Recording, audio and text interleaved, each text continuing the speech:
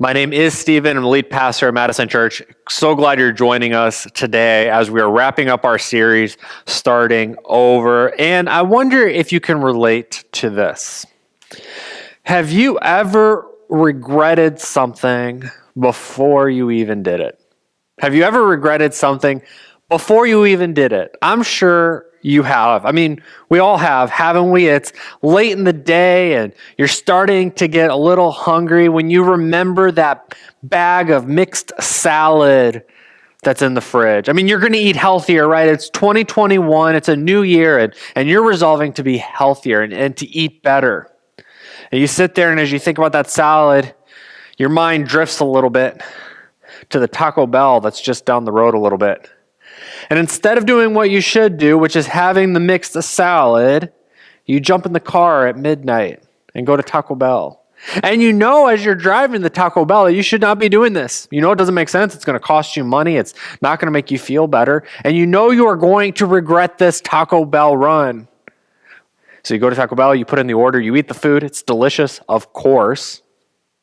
And then for the next few hours, you regret that decision again. Or if you're unlucky, it's the next few days that you'll regret that decision, right? We can regret things before they happen. I can remember a personal story of when I was a kid, and this happened to me when I knew I had done something that I shouldn't have. And it was the first fight that I'd ever been in. First and probably the last. Many of you guys know that I'm a big football fan. I love football. I love the game, and I always have. I can't remember a time in my life where I didn't love football and I didn't love the Green Bay Packers. We're all very sad about what happened last Sunday. We should have gone to the Super Bowl, but in typical Packers fashion, we blew that. All right, back on subject here. I love football. And so when I was a kid, I would take a football down to a field. There were a few of them by my house, and I would just start playing. I would just throw the ball in the air, and eventually what would happen, this is before cell phones, not that long before cell phones, but before cell phones, and the kids around the field would see that I was playing, and they would come and join me, and eventually we would have a pickup game of football going. We did this all the time. It was so much fun. And one particular game that we were playing, I scored a touchdown. Again, this is a meaningless game amongst kids in a field on a Saturday. When an opponent, a kid on the other team, ran up to me and he spit on me. Now, I knew at that point in time he was upset that I scored a touchdown. I knew at the time this was a very meaningless game. And yet, I knew I was going to regret what I did next because I didn't just walk away. I didn't do the mature thing. I was 12 years old, and what happened next is a blur. It kind of seems like a dream. But what I do remember happening was my fist hitting him in the face, him falling down to the ground. Now, relax, he was okay. I was 12 years old and I weighed 90 pounds. He was bigger than me, okay? So it was fine.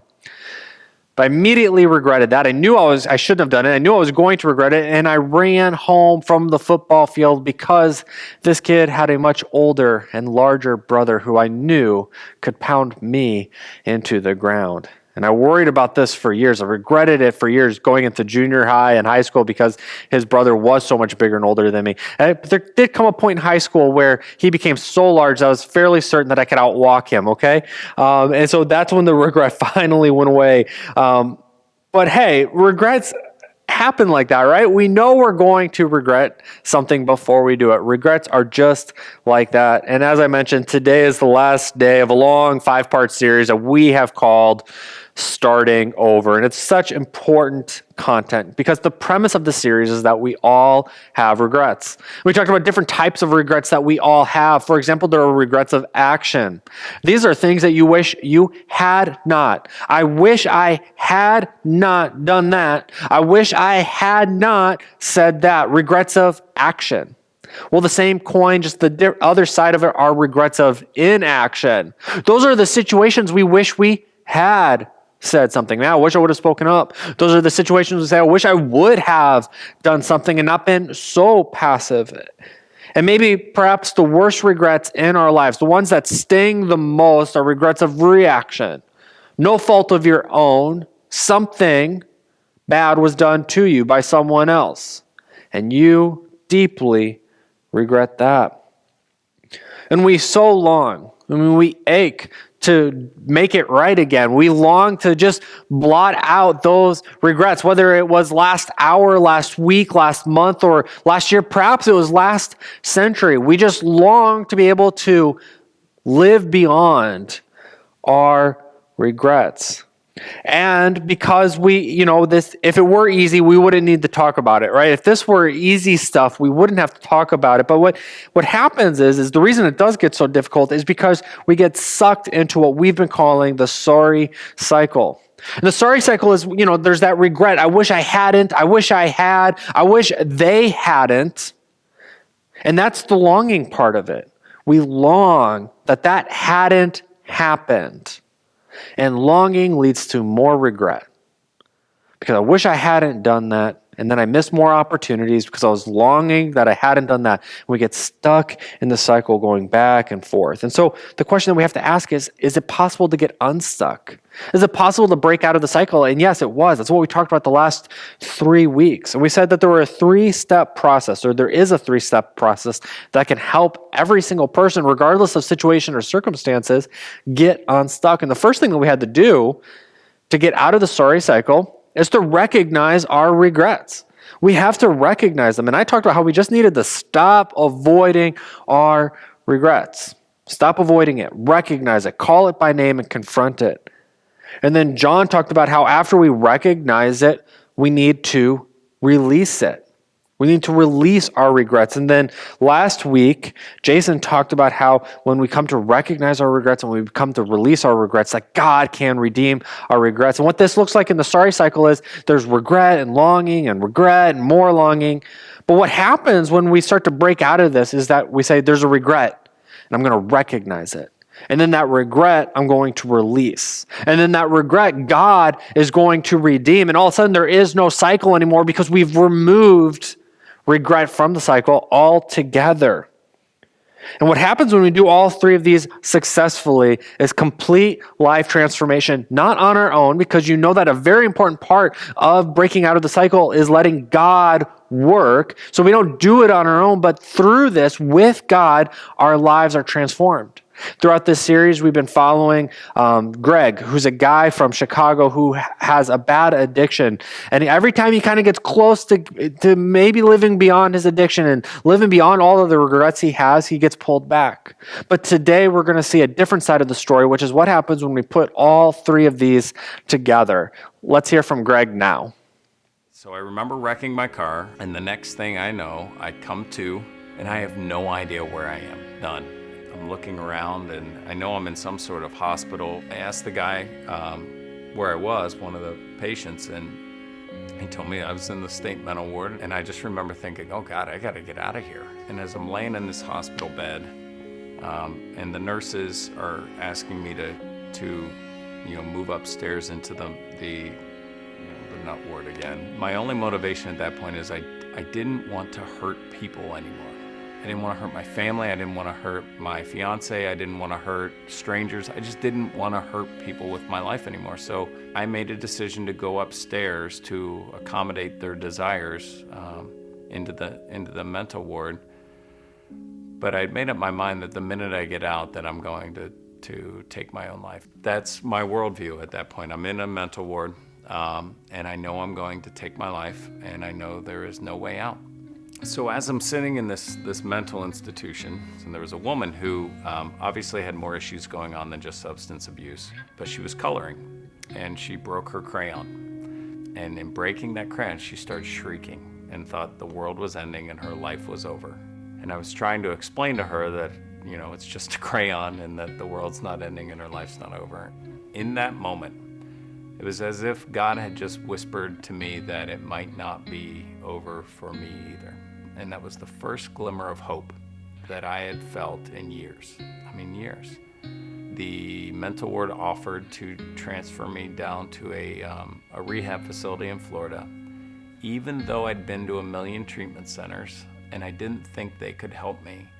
That little voice of God that said, maybe it's not quite over for you either, gave me just enough willingness to say, okay. I'm alone in Florida. Every belonging I have it did actually fit in a garbage bag.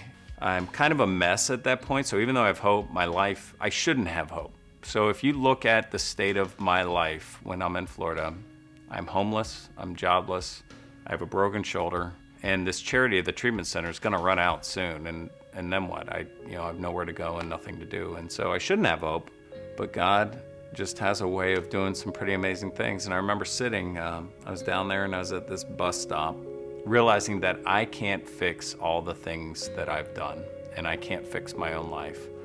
I also realized that maybe that's not what living is about. The point I'd missed the whole time throughout these years of even trying to follow Christ is that it's really not about me.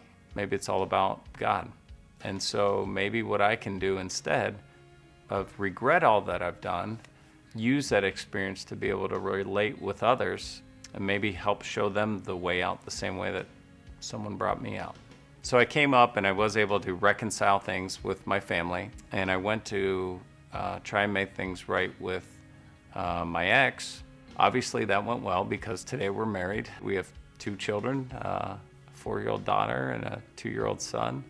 The biggest thing that starting over means to me is the willingness to not just let go of the past, because it's not, people always say that, you gotta let go and move on, but you can't forget what's happened. So I don't think that's the answer. When I think about starting over, what it's meant for me is to be willing to let go, instead of the past, let go of what the future's supposed to look like. This whole idea that I need to know the outcome of how to fix things, and say, okay, I am a drug addict. I did lose everything. Like, I was this ugly person. I had these hard things happen. I did these terrible things. God, how can we use those to some sort of good? An amazing story. And you can't help but root for guys like Greg who are fighting and trying to be different and who are trying to be better.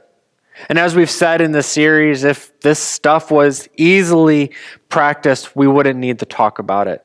As a matter of fact, I want to wake you up a little bit. Perhaps you don't think that you need this content. Perhaps you think this is rather shallow. I want to assure you that it's not. It is easily understood.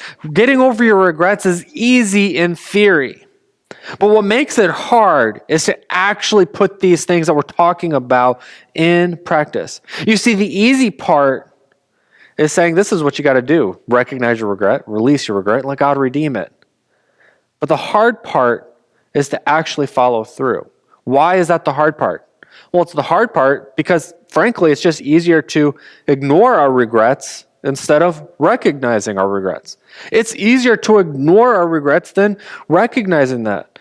And there are endless reasons on why you might ignore your regrets. Perhaps we just don't understand how important it is to do this, to do the things that we're talking about. We don't recognize how important it is to recognize our regrets. We keep putting it off. Well, I'll deal with this at a better time, at a different time. But that better time never seems to come around. Or we don't think that it's important. Rather, we know that we have a regret. We shouldn't have done that or said that. But you know what? It's just not important. It's not a big deal. That's what we tell ourselves. When actually it is a big deal. Our regrets are a big deal, and they are worth recognizing. Perhaps we're too lazy to do the hard work. We know that digging into our past and looking at our regrets is going to be a lot of work. And so rather than do that, we just kind of numb out. We binge eat Doritos while we binge watch Netflix because that's easier. Perhaps it's because we're too busy.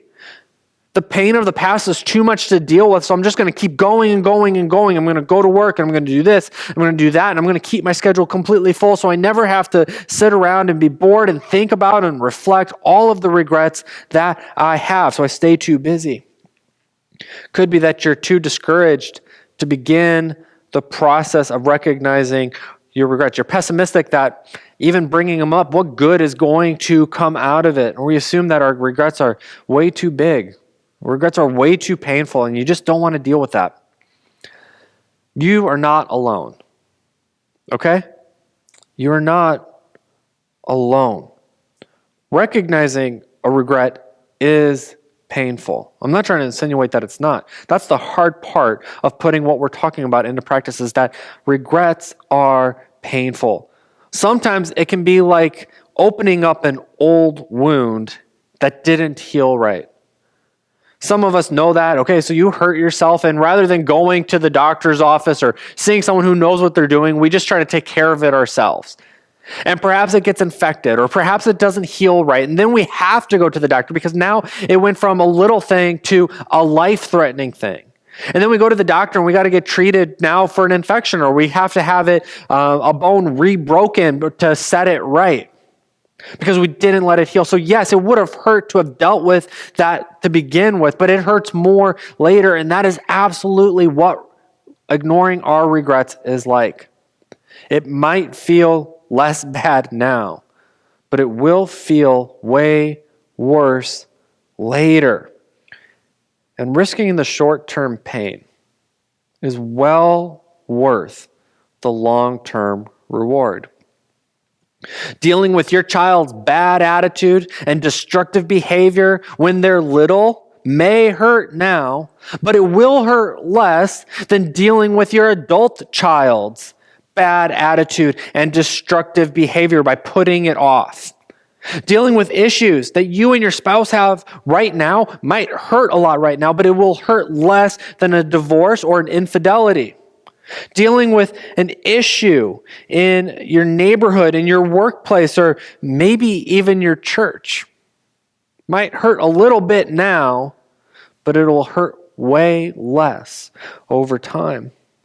Paul from the Bible could have turned a blind eye from his regret. Paul who starts a ton of churches. Paul who reaches out to the Gentiles. Paul who writes a ton of the New Testament. He could have ignored his regrets, but he did not. And he did have plenty to regret. So he had a lot of reasons to ignore his regrets. He chose not to. When he writes the letters that we have today in our New Testament, Paul constantly talks about the bad things, the things that he regretted. And they don't weigh him down. They weren't a setback, but rather they were a launching pad into his ministry. He might have been tempted to hide his regrets, but he didn't. I love how he describes his ugly past in Acts. He says, I persecuted the followers of the way, those were Christians, hounding some to death, arresting both men and women and throwing them in prison. The high priest and the whole council of elders can testify that this is so. For I received letters from them to our Jewish brothers in Damascus, authorizing me to bring the followers of the way from there to Jerusalem in chains to be punished. He owns it. This is what I did. He doesn't try to sugarcoat it. And he says, I'm not the only one who knows this. There are tons of witnesses. And he summarizes it even more to the church in Corinth. He says, I am the least of all apostles. In fact, I'm not even worthy of being called an apostle after the way I persecuted God's church. Here's what I love about this. Paul says I did bad things, and because of those bad things, I shouldn't be here. Because of my regrets, I should not be here doing the things that I am doing. But God changes that. But God gets a hold of our regrets. They don't have to be setbacks. They can be launching pads. And if you and I ever hope to start over, we have to recognize our regrets. Got to quit ignoring them. We have to confront them. We cannot move on until we deal with our regrets. Don't give in to the temptation of not recognizing your regrets. Okay, so why is some of this content easy to understand but hard to put into practice? Well, because it's easier to hold on to our regrets instead of releasing them. In some cases, regrets are like painful wounds, scars, and injuries. But in another sense, that our regrets can kind of be like a blanket. Kind of something that we find comfort in holding on to. It's like we can control it. And often our feelings towards the regrets, what happens when we hold on to them is that it gets twisted up in our minds to the point where we don't want to give up our regrets. We don't want to confront that anymore, so we're going to just hang on to it. I don't know if you've ever heard of Stockholm Syndrome. Stockholm Syndrome is this condition in which hostages develop a psychological bond with their captors during captivity. And it's a term that was first used back in the 1970s when 4 hostages were taken during a bank robbery in Stockholm, Sweden. The hostages, get this, okay? The hostages defended their captors after being released. The hostages would not go to court to testify against them because they had developed a psychological bond with those who held them captive, with those who were using them as pawns in a dangerous game that they were playing. Actions and attitudes similar to those suffering from Stockholm Syndrome have also been found in victims of sexual abuse, human trafficking, terror, and political and religious oppression. I bring up Stockholm Syndrome because, in a way, we can have this sort of unhealthy psychological bond with our regrets. Our regrets can become kind of emotionally attached to us, and they become like things that we don't use in boxes in our garages. They're there. We don't know what's in them, but they take up room. They collect dust. And then when we move, we pay someone or we do it ourselves to move those boxes into the next house where they're going to sit in the garage, collect more dust because we've grown in some sort of emotional attachment to them. And that's what we do with our regrets. And that is not healthy. We have to let go of our regrets. We have to release them. We have to open up our hands no matter how uncomfortable that might make us. As we continue to learn about Paul's story, he tells us how a believer, Ananias, challenged him by saying to Paul, he says, "Now what are you waiting for? Get up and be baptized. Wash your sins away, calling on his name." You see, Paul had a self-actualization moment in which he realized that God's grace was immensely larger and bigger than any of the mistakes that he had. And Ananias challenges him. He says, not only is God's grace big enough, but now you gotta release it to God. God's not going to rip that thing out of your hands, but you have to open it up. And so Paul goes and gets baptized. And this was his way of releasing it. It was his way of dying to himself. We talk about baptism as being symbolic of this death to self and being raised to new life in Christ. And perhaps the thing that we need to kill, metaphorically, is that old part of ourselves that is hanging on to regrets. So we can be born into new life again without being held on. Today, we can make a different choice. We could release our regrets after we recognize them. Okay, final reason why this stuff is easy to understand but hard to live out. Because it's easier to resist redemption instead of redeeming our regrets. And this is a profound point. God isn't simply erasing your regrets. God isn't just canceling them. Your memory's not going to be swiped. If that was all God was doing, taking away our regrets and taking them off the record, then we would never learn from our regrets. Regrets without redemption means that our regrets are always a setback. Okay, regrets without redemption means that every regret that you have is a setback. Whoops, I shouldn't have said that. Well, that's a setback. Whoops, I should have done that. That's a setback. That person did horrible things to me. That's a setback. But it is not so with God, because God redeems your regrets. God redeems it. God breathes new life into your life through your regrets. So regrets aren't a setback, but just like Paul, your regrets can be a launching pad to something better. It's not just a stumbling block, but rather it's something that propels you into a better future. Your pain can be leveraged to bringing hope and healing into a world that needs hope and healing. Can you imagine that in your own life? Whoops, I shouldn't have done that. Regret that. But now I'm a more proactive person. Man, I really should have said something, but now I'll be an advocate for those who can't say something, who can't speak for themselves. That person did horrible things to me, but I am not the sum of what has been done to me. My value, my worth has nothing to do with what has been done to me, but rather it is who God says I am. You see, because God redeems regrets, those things aren't setbacks. What you said, what you shouldn't have said, what you did, what you shouldn't have done, what was done to you, those are not setbacks anymore, but rather they are launching pads into health and healing and hope into the future. Think about that for a moment now. Who in your life has a regret? Who in your life, their life is being so defined by that regret? Who in your life do you know is just hopeless and hurting? Will you be a light? Will you be a bright light? And let them know that God is the God who doesn't just erase regrets. He isn't just the God who takes them off the record, but He is the God who redeems regrets. I'm sure there were plenty of times in which Paul could have just said, I'm a murderer. I've had people thrown in jail and tortured. God, you're looking at the wrong guy. I've done too many bad things. But God did not negotiate with Paul. God did not negotiate with Paul's future. God said, this is the vision and the mission I have for you. And all of us who are listening today, who are followers of Jesus, can trace our faith back to Paul, who starts churches for those who weren't Jewish, for the Gentiles, for the rest of the world. Paul did that.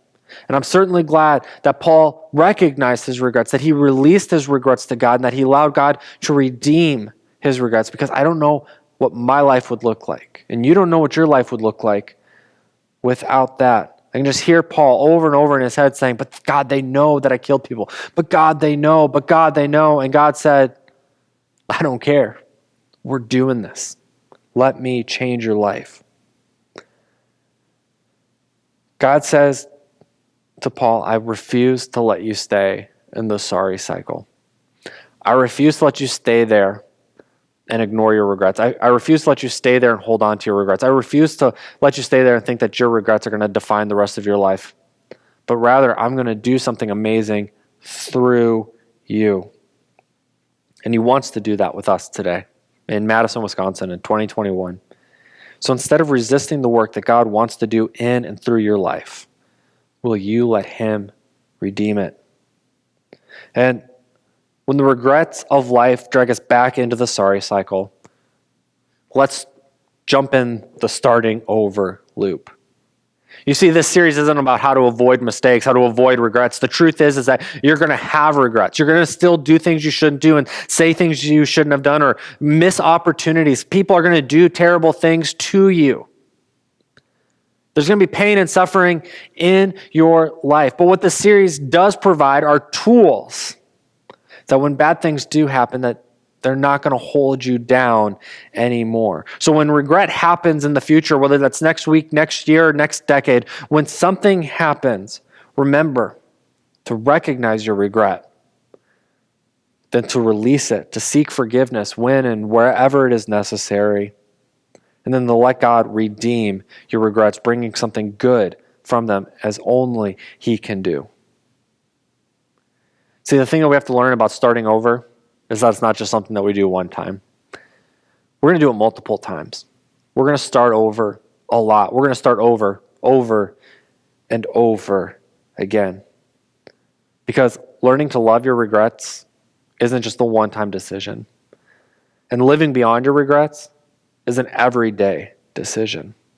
Eugene Peterson paraphrases the words of the prophet Jeremiah this way. He says, God's loyal love couldn't have run out. His merciful love couldn't have dried up. They are created new every morning. How great your faithfulness. I'm sticking with God. I say it over and over. He's all I've got left. What Jeremiah is telling you and me is that every morning is a new chance to experience God's love.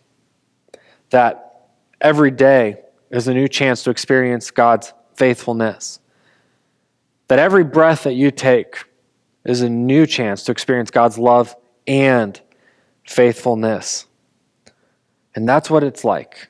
This is what it looks like to choose to live in such a way that regrets are no longer the finish line, but the starting line, when we live beyond our regrets. Today can be the day that you start over. And I'm not exaggerating.